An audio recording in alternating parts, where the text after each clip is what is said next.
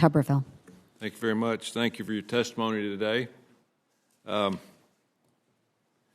We've got a lot of bad things going on around the world. We're all worried about Ukraine and the people there. It's a shame what's going on. We'll lose more in the first 6 months of overdoses in this country than they'll lose.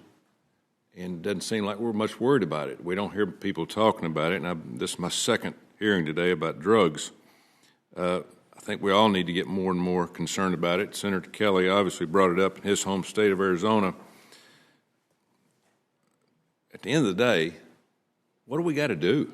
I mean, we're losing. We're losing the war on drugs down at the border. It's coming across right and left. And we'll have people die around here today, overdosing, around our building here.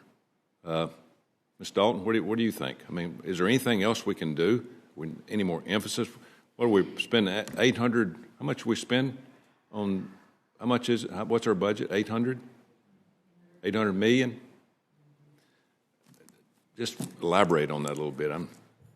Senator, thank you for highlighting this challenge again, and I'm really impressed by the focus that the subcommittee is giving to this issue, and you mentioned the other engagement going on here today, because I do think it needs more due attention given the impact that it is having on Americans.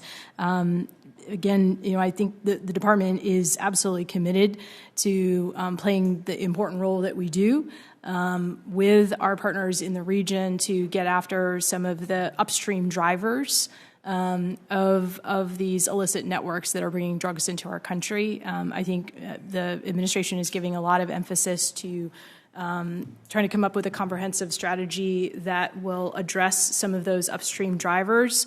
The challenge is that some of those initiatives will take some time to manifest because it fundamentally is about governance, it's about corruption, it's about the seeds that lay the foundation for those networks to be able to take hold in the points of origin. And so through our security cooperation efforts in the region, continuing to work closely on the professionalization and capabilities and defense institutional capacity building of our partners to try to address some of those upstream drivers, I think is really critical, while at the same time bringing the focus here in the homeland to work with state and local authorities in our support capacity as a department to support the important efforts of DHS, DEA, and other actors. I'm grateful for Congress's continued support for our counter-narcotics programs and our security cooperation programs. And in terms of what more we could do, I think additional congressional focus and funding for our civilian-led agencies like DHS, like the State Department, like DEA, that need the capacity to get after this challenge. Well, here's a problem. I see what's happened over the years. Marijuana, heroin, most of those things you have to grow, right? This fentanyl is synthetic. And this can right here of fentanyl kill everybody in this city. And they're making it right and left. And it's easy to get across the border.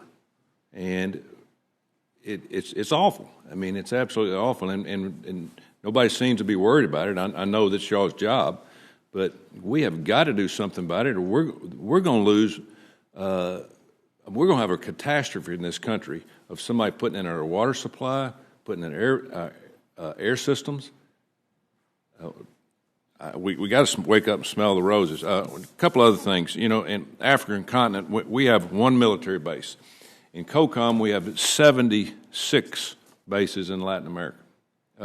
Is there anything else we need to do down there to help? It looks like we're pretty well targeted, in Latin America to help in things like this. We're not concerned about it in Africa. Any thoughts on that?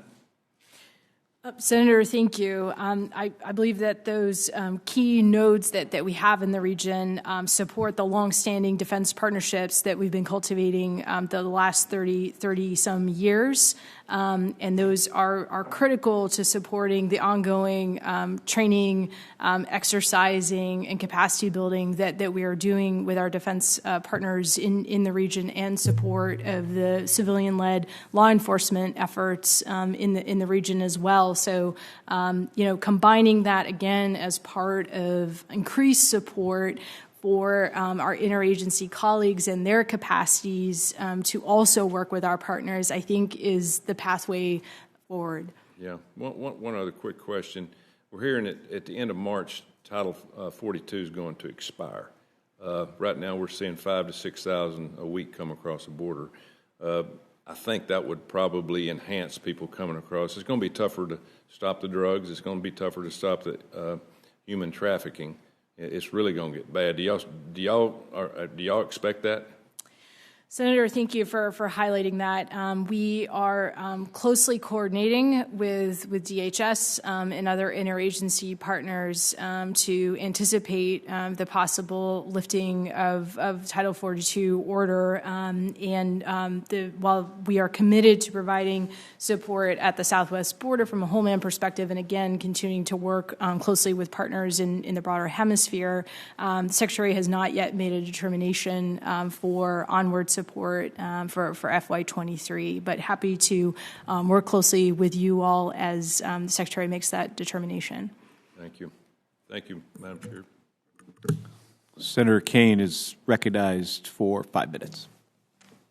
Thank you.